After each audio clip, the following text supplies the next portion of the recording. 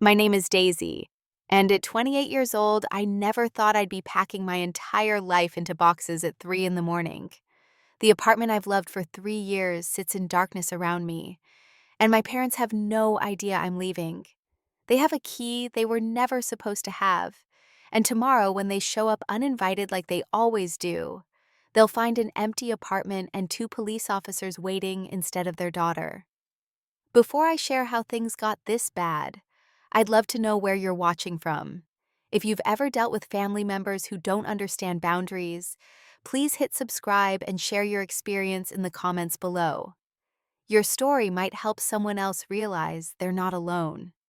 The excitement I felt finding this apartment in downtown Denver 3 years ago feels like it belonged to a different person. Fresh out of college at 25, I just landed my first real job as a marketing coordinator at a tech startup. The salary wasn't amazing, but it was enough for me to finally live on my own, to be truly independent for the first time in my life. I remember the day I signed the lease. My hands were shaking as I held the pen, not from fear, but from pure joy. The apartment wasn't fancy, just a one-bedroom on the third floor of an older building, but it had character. Original hardwood floors that creaked in all the right places, large windows that flooded the living room with morning light, and a tiny balcony where I could grow herbs and drink my coffee while watching the city wake up. When I called my parents to share the news, my mother Sharon's first reaction was to cry. Not happy tears, but the kind that made me feel guilty for growing up. She kept saying she was losing her baby, that I was too young to live alone in the city, that anything could happen to me. My father Tom tried to lighten the mood with his usual jokes, but even his humor had an edge to it. He mentioned something about keeping a spare key that should have been my first red flag, but I was too happy to notice the warning signs.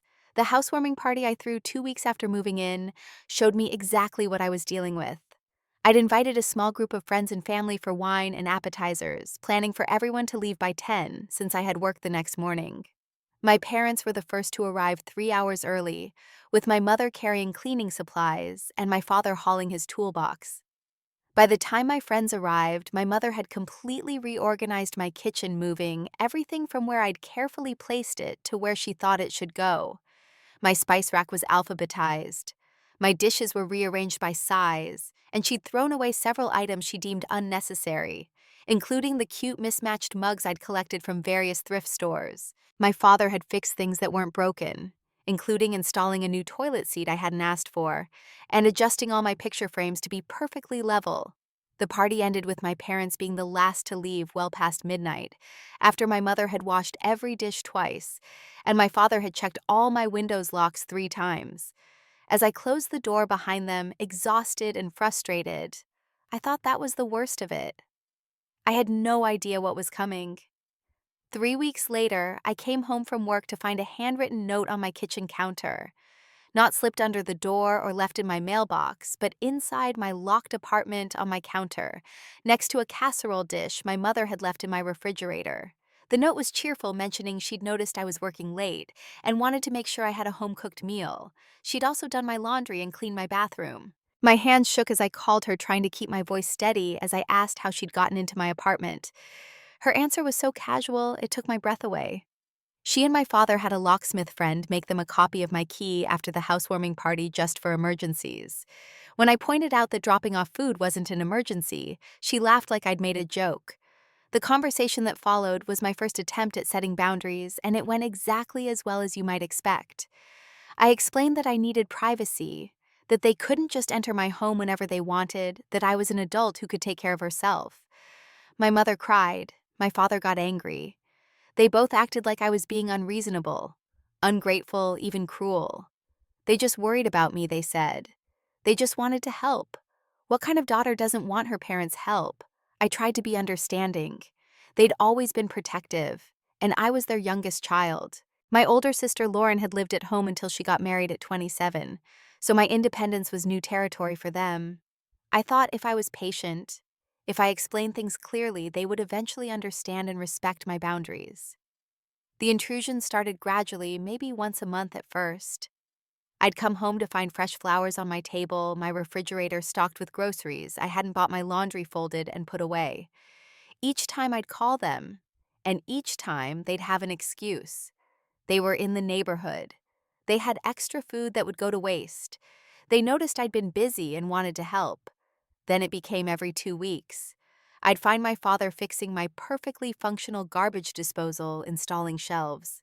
I didn't want replacing my shower curtain with one my mother preferred. She'd go through my closet and throw away clothing she considered inappropriate for a young professional, replacing them with conservative outfits that made me look like I was 45 years old. The day I had to cancel lunch with my coworker Jennifer because I'd come home on my lunch break to find my parents in my apartment was when I realized this wasn't normal. Jennifer's expression when I explained why I couldn't make it said everything. Her eyes went wide and she asked me why I didn't just change the locks. The question seemed so simple, so obvious, but the guilt that washed over me at the thought was overwhelming. These were my parents. How could I lock them out? The Saturday morning that changed everything started like any other weekend. I was sleeping in, enjoying the luxury of not setting an alarm, when I heard voices in my apartment. Not outside in the hallway, but inside my home. I lay frozen in bed, my heart racing, until I recognized my mother's laugh and my father's deep voice. They were in my kitchen, and from the sounds and smells, they were making breakfast. I grabbed my robe and walked out to find them completely at home in my space. My mother was at the stove making pancakes, my father was reading his newspaper at my small dining table, and they'd let themselves in. Because, as my mother explained with a smile, they wanted to surprise me with a nice family breakfast. The fact that I was 28 years old and living independently seemed lost on them. The situation became even more uncomfortable when Marcus, the man I'd been dating for 3 months, walked out of my bedroom in just a towel, heading for the bathroom. The silence that followed was deafening. My mother's face went through several expressions in rapid succession: shock, disappointment, anger, and finally a forced smile that didn't reach her eyes. My father folded his newspaper with deliberate slowness, his jaw clenched so tight I could see the muscles working. Marcus, to his credit, handled it with grace, introducing himself politely before escaping to the bathroom. But the damage was done.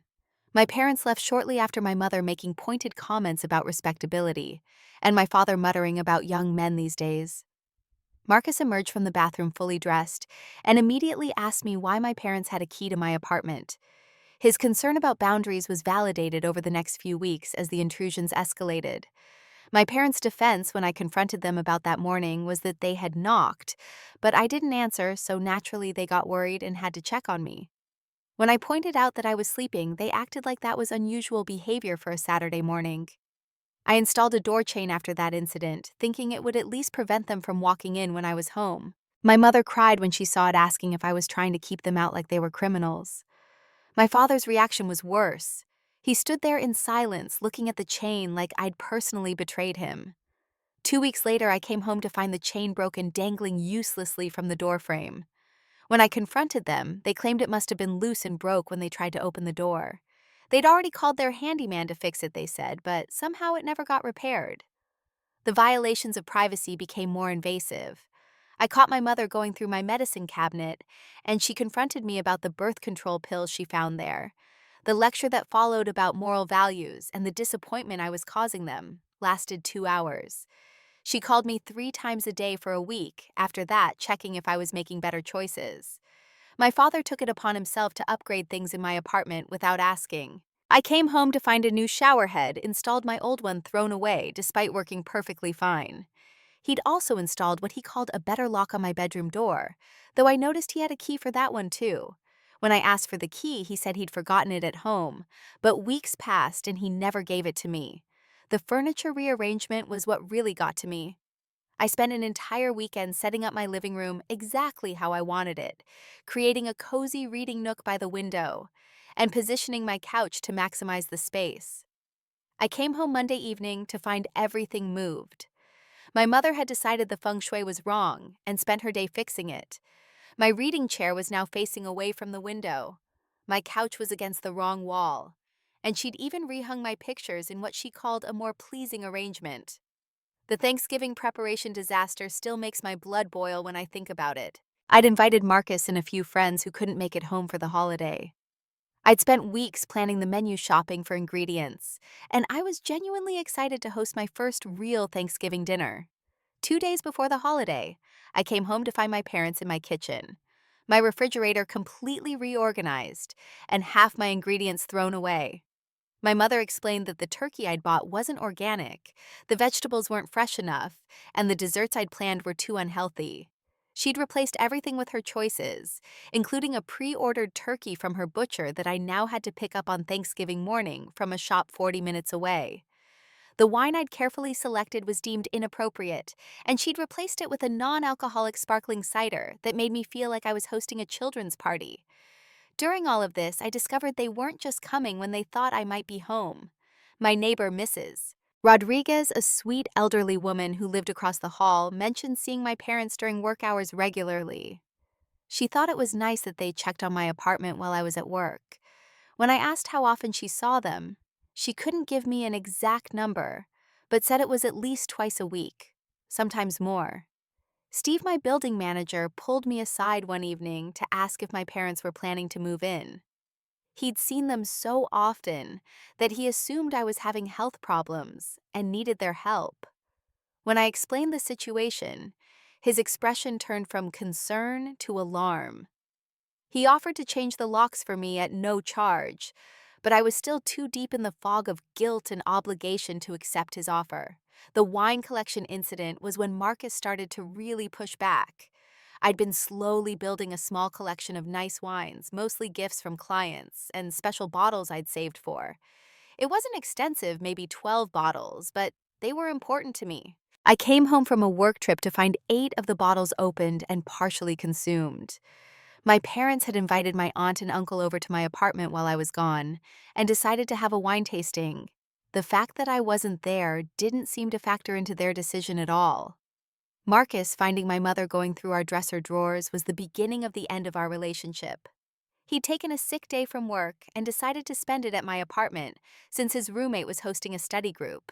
He walked into the bedroom to find my mother carefully examining the contents of my underwear drawer, making notes in a small notebook about what needed to be replaced. The confrontation that followed was ugly. My mother accused Marcus of taking advantage of me, of living in sin, of corrupting her innocent daughter. Marcus, who had been patient and understanding until that point, finally lost his temper. He told her she was insane, that her behavior was abusive, and that I needed to cut them off completely if I ever wanted to have a normal life.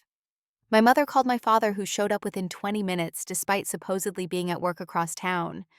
The 4 of us stood in my small apartment with my parents on one side and Marcus on the other, while I stood in the middle trying to mediate. My father threatened Marcus, saying he didn't know who he was dealing with. Marcus laughed, which only made things worse, and asked if he was seriously threatening him in front of witnesses. After they left, Marcus gave me an ultimatum. It was them or him. He couldn't continue to date someone whose parents had complete access to our private life. He couldn't build a future with someone who couldn't set basic boundaries. I begged him to be patient, promised things would change, but we both knew I was lying. I wasn't ready to cut my parents off, and he wasn't willing to wait for me to find the courage. The family dinner where I tried to set boundaries was a disaster. I'd prepared what I wanted to say, even practiced with my therapist. I waited until after we'd eaten, then calmly explained that I needed them to return the key and stop coming to my apartment without invitation. The explosion was immediate. My father slammed his hand on the table so hard the dishes jumped. My mother began sobbing, asking where she'd gone wrong in raising such an ungrateful child. They brought up every sacrifice they'd ever made, every dollar spent on my education, every night they'd stayed up worrying about me. They acted like I was cutting them out of my life completely, rather than just asking for basic privacy. My sister Lauren, who I'd hoped would support me, took their side completely.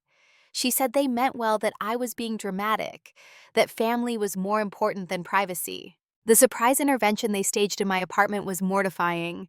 I came home from work to find not just my parents, but Lauren, my aunt and uncle, and my mother's best friend, all sitting in my living room. They'd prepared speeches about how Marcus had been a bad influence, how I'd changed since moving out, how I was breaking my parents' hearts. They'd even invited a young man from their church, someone they thought would be a more appropriate match for me. Finding the hidden camera in my living room plant was when I started to realize this wasn't just overprotective behavior. My father had installed it for security purposes, he claimed when I confronted him with the device. He wanted to make sure no one broke in, that I was safe when I was alone. When I asked if he'd been watching me in my own home, he wouldn't answer directly, just kept insisting it was for my own good. Marcus left after 6 months of dating. His goodbye was gentle but firm. He cared about me, but he couldn't compete with my parents' hold on my life. He hoped I'd figure things out, but he couldn't wait around for that to happen. As I watched him pack his things from my apartment, I felt something inside me start to harden. This wasn't just affecting me anymore. It was destroying my relationships. The work presentation disaster happened 2 weeks after Marcus left. I'd been preparing for a major client presentation for months, staying late at the office and bringing work home. The night before the presentation, I came home at 11 to find my apartment full of relatives. My parents had thrown a surprise family gathering, complete with food music, and at least 20 people in my one-bedroom apartment. My presentation materials were nowhere to be found.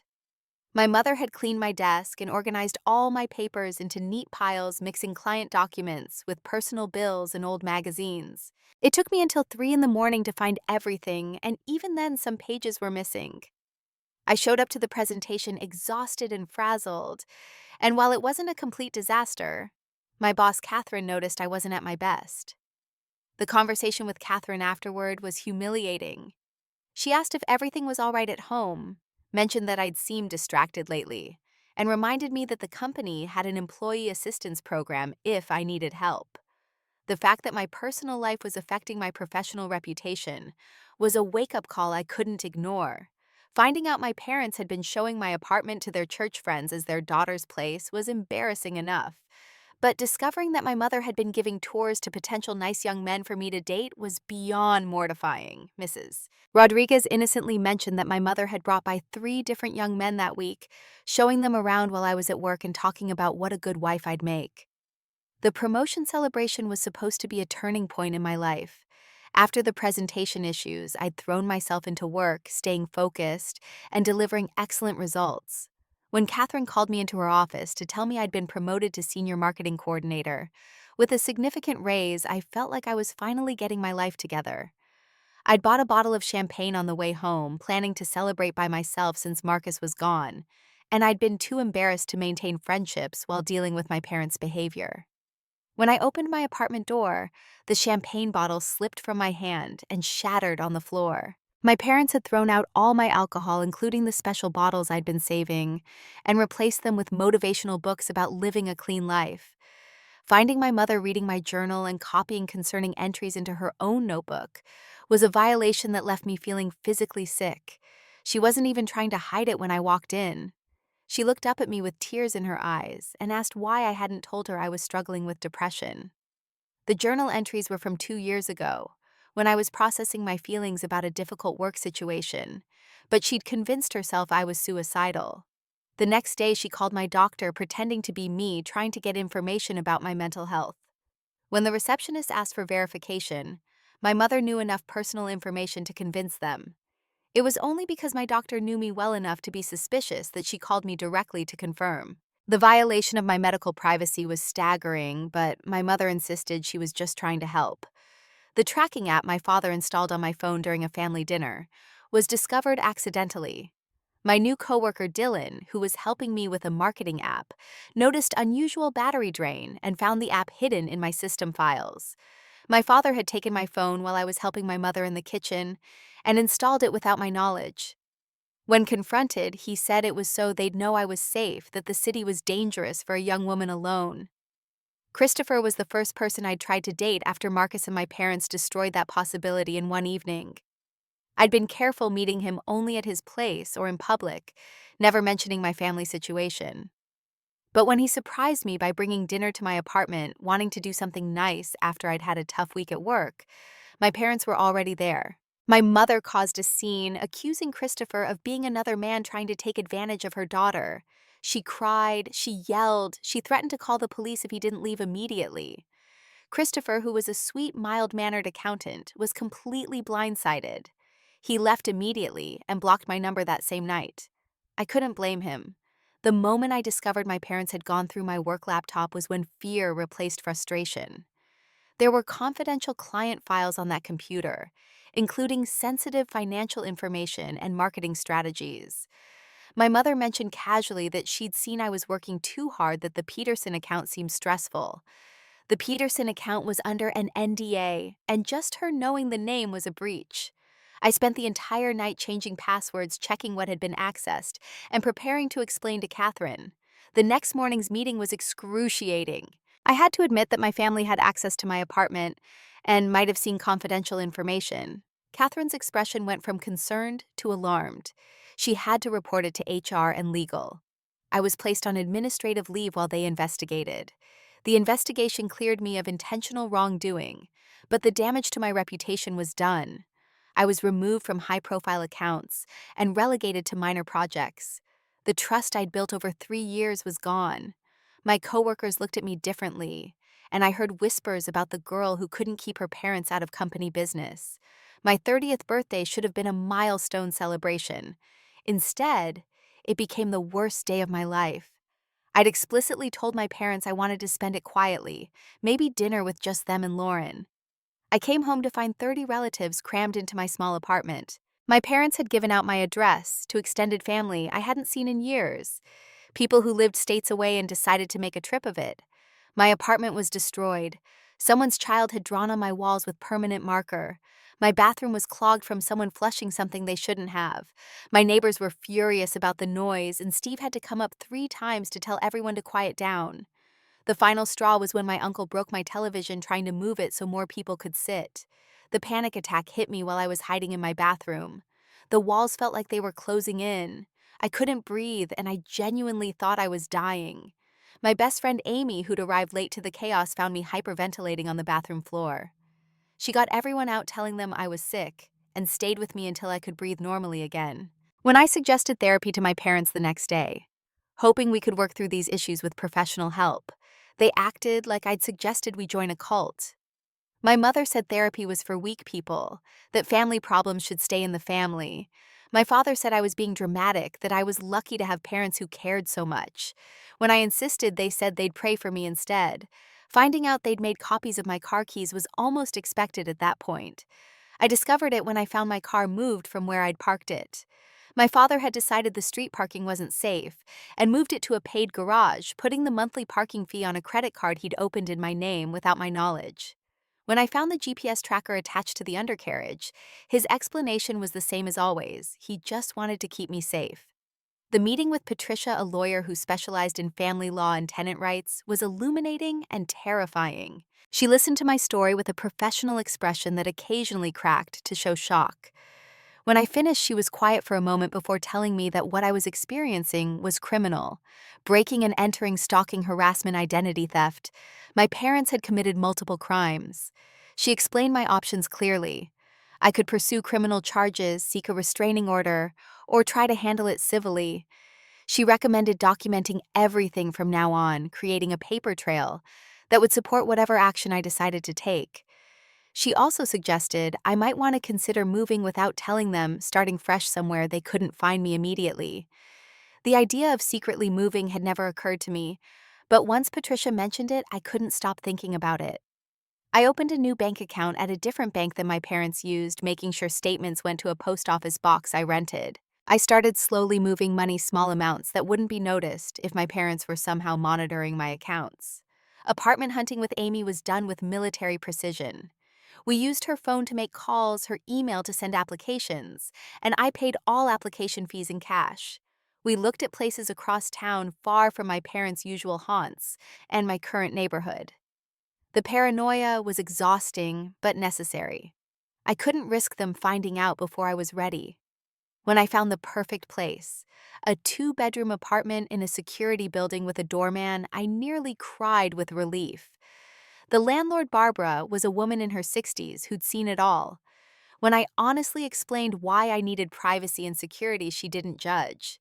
Instead, she assured me that the building took resident safety seriously and that no one would get access without my explicit permission. The planning that went into moving was more complex than anything I'd ever done at work. I hired a moving company for dawn on a Wednesday, knowing my parents had standing commitments that morning. I packed slowly over 3 weeks, taking boxes to Amy's garage a few at a time. I told my parents I was decluttering, donating things to charity, and they praised me for being generous. Changing all my passwords was a full-day project. Not just the obvious ones, but everything: streaming services, shopping sites, professional accounts, even my gym membership. I changed security questions to things my parents couldn't guess using false information. Only I would remember. My new phone number was registered under Amy's name, and I kept my old phone active as a decoy. Installing cameras in my old apartment was Steve's idea. He'd watched the situation escalate for 2 years and was genuinely worried about me. He let me install small cameras that would record to cloud storage positioned to capture anyone entering the apartment. He also promised to cooperate fully with whatever happened next, including serving as a witness if needed. The therapy sessions with Dr. Martinez helped me prepare emotionally for what I was about to do. We worked through the guilt, the fear, the programmed responses that made me feel like I was betraying my family. She helped me understand that I wasn't responsible for my parents' emotions, that their reaction to boundaries was about their issues, not my failings as a daughter. Writing the letter to my parents was therapeutic, even though I never sent it. In it, I explained how their behavior had affected me, how their love had become suffocating, how their protection had become persecution. I told them about the relationships they'd ruined, the career damage they'd caused, the mental health struggles their intrusions had created. Writing it helped me clarity why this drastic action was necessary. The last dinner with them before the move was surreal. We went to their favorite restaurant, and I played the role of dutiful daughter perfectly. I laughed at my father's jokes, complimented my mother's new haircut, and listened patiently as they made plans for renovating my apartment. My mother talked about replacing my furniture with pieces that would last when I eventually got married and had children. My father discussed installing a better security system, one he could monitor from his phone. As I sat there nodding and smiling, I felt like I was watching the scene from outside my body. These people who claimed to love me so much couldn't see me at all. They saw only an extension of themselves, a project to be managed, a possession to be controlled. The daughter they loved existed only in their imagination, and I'd been killing myself trying to be her. Moving day arrived with a crisp January dawn. I'd barely slept, adrenaline and anxiety keeping me wired all night. The movers arrived at 4 in the morning as scheduled, confused but professional about the early hour, and my insistence on absolute silence. I'd already moved my car the night before, parking it at Amy's house to avoid any chance of my parents driving by and seeing the moving truck. 8 hours was all it took to dismantle 3 years of my life in that apartment.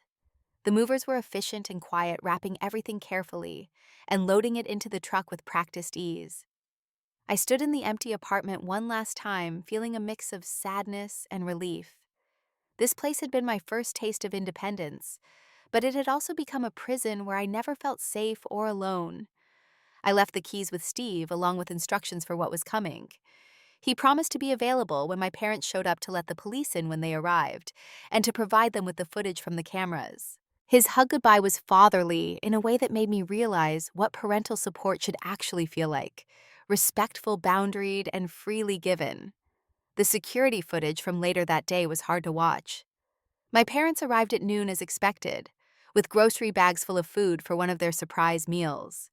My mother's key turned in the lock, and they walked in calling my name, clearly expecting to find me home sick since I'd called out of work.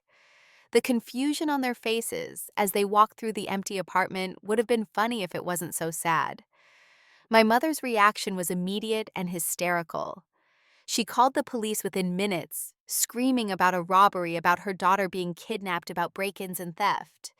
My father was more methodical, checking windows, looking for signs of forced entry, trying to make sense of what he was seeing. Neither of them considered that I might have left voluntarily. The police arrived to find my parents trying to break in through the bedroom window. They'd convinced themselves that criminals had barricaded me inside, that I needed rescue. Officers Johnson and Park were patient but firm, asking for identification for proof they had permission to be there. My parents' explanation that they were my parents, that they had a key, that they always came over, didn't help their case. Steve's arrival with the property records and the documentation I'd left changed everything. He explained that I'd moved out, that I'd specifically revoked any permission for my parents to enter, and that there was security footage of them entering without permission multiple times. The officer's expression shifted from confusion to understanding to professional concern. The arrest was dramatic. My father tried to argue law with the officers, claiming parental rights that didn't exist. My mother sobbed and screamed, alternating between claiming I was mentally ill and needed help, and accusing Steve of lying. The neighbors came out to watch, including Mrs. Rodriguez, who looked genuinely shocked at the scene unfolding. My phone exploded with calls and texts before they were even booked. 47 missed calls in the first hour, voicemails that ranged from confused to angry to threatening.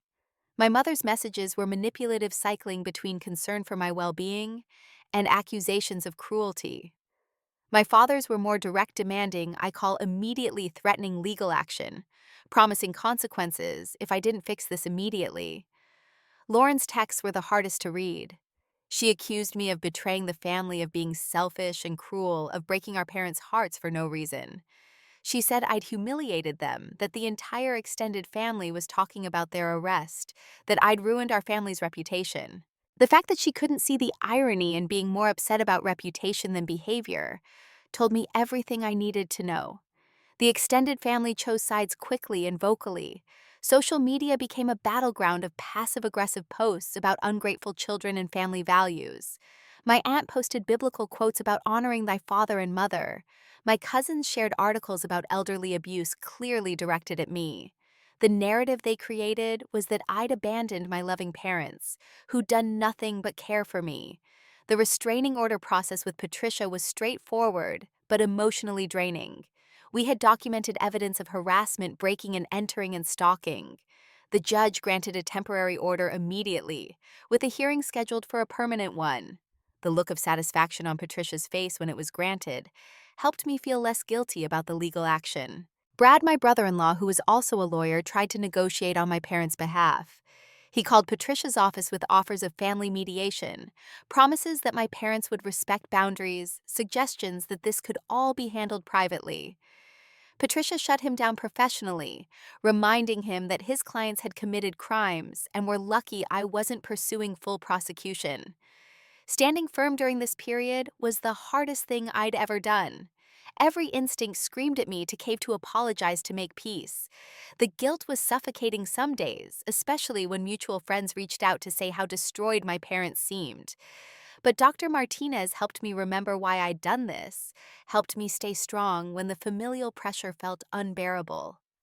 My first night in the new apartment, after everything had calmed down, was revelatory.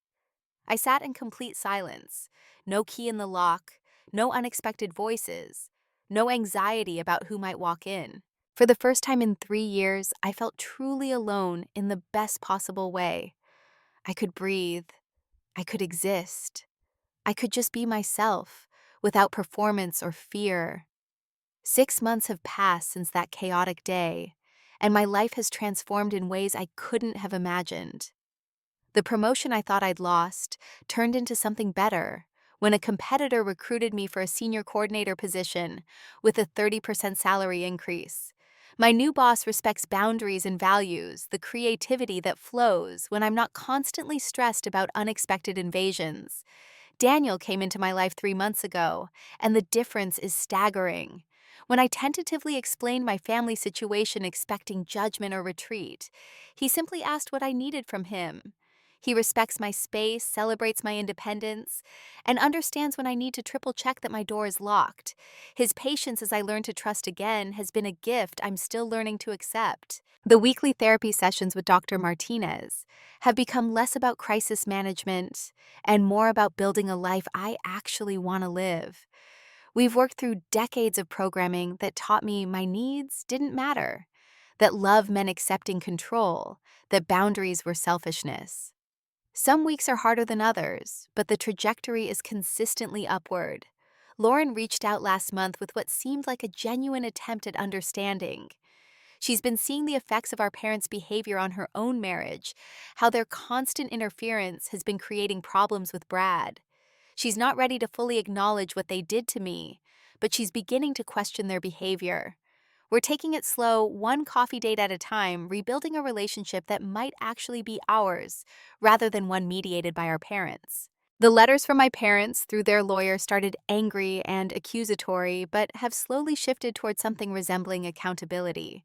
My mother wrote last week about starting therapy, about learning that her own mother had been controlling, and how she'd sworn to be different but ended up repeating the pattern.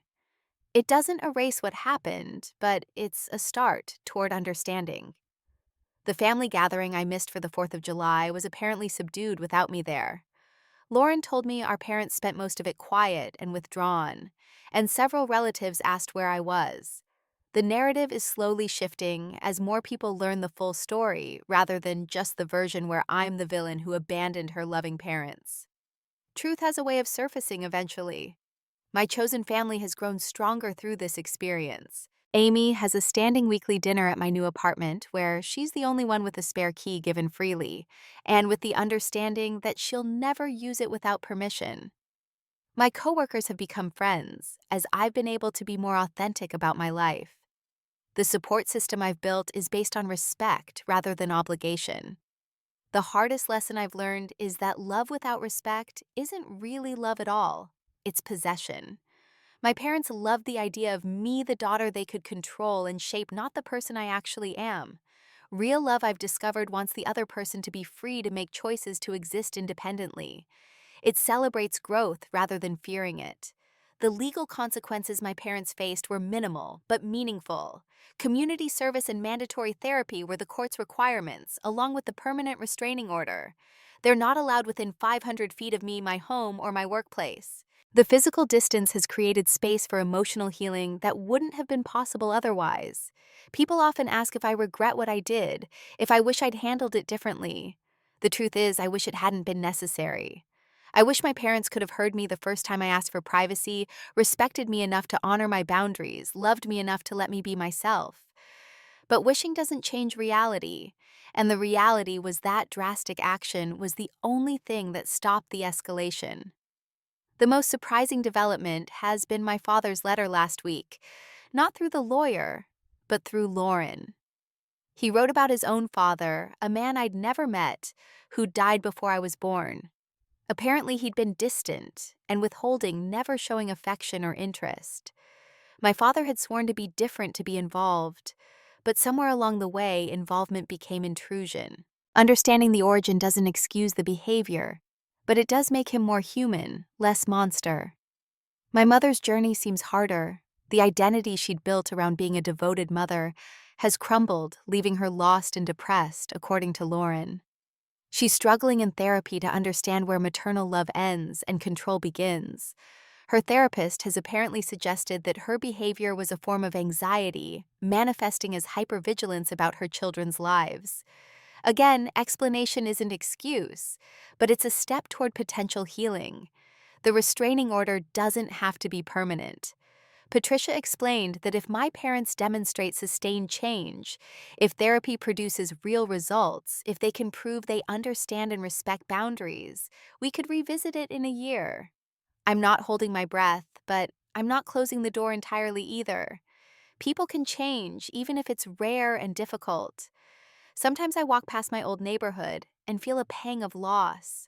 Not for the apartment itself, but for the innocence I had when I first moved in. The belief that love was always good, that family was always safe. That innocence is gone, replaced by something stronger. The knowledge that I can protect myself, that I deserve respect, that love and control are not synonymous. The new apartment has become a true home in ways the old one never could be. I've decorated it exactly how I want. No one reorganizes my kitchen, and my reading chair faces the window where I like it. Friends comment on how peaceful it feels, how it reflects my personality. They don't know what a radical act it is for me to have a space that's entirely mine. Daniel asked last week if I ever think about reconciliation. I told him the truth, I think about it every day. Not the movie version where everyone hugs and apologizes and everything goes back to normal, but something smaller and more real. Maybe one day we can have coffee in a public place. Maybe eventually they could mail birthday cards. Maybe someday I won't flinch when I see a car that looks like theirs. But that's all future possibility, not current reality. The story I'm sharing with you isn't unique. I've connected with others who've had to take similar drastic measures with family members who couldn't respect boundaries. The details differ, but the pain is universal. The guilt of protecting yourself from people who are supposed to love you. The grief of losing the family you thought you had, the relief of finally being free, and the slow journey toward healing. Your peace of mind is not negotiable, not even for those who gave you life. Boundaries aren't walls built from hatred. They're bridges built from self-respect that allow for healthy connection. Sometimes the most loving thing you can do for yourself and for others is to enforce consequences that force everyone to confront reality. Love that requires you to disappear isn't love at all.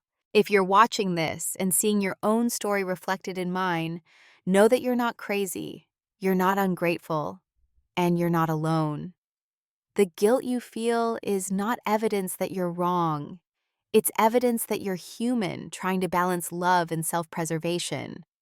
It's possible to honor your parents and still protect yourself from them. It's possible to love your family and still choose your own well-being. I want to thank everyone who's watched this far.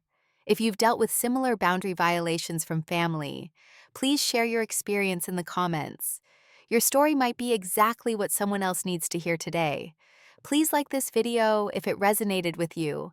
Subscribe for more stories about navigating difficult family dynamics, and share this with anyone who might need to hear that choosing yourself isn't selfish, it's necessary. Remember, you deserve to feel safe in your own home, to have privacy in your own life, and to be loved in a way that doesn't suffocate you. Until next time, take care of yourselves.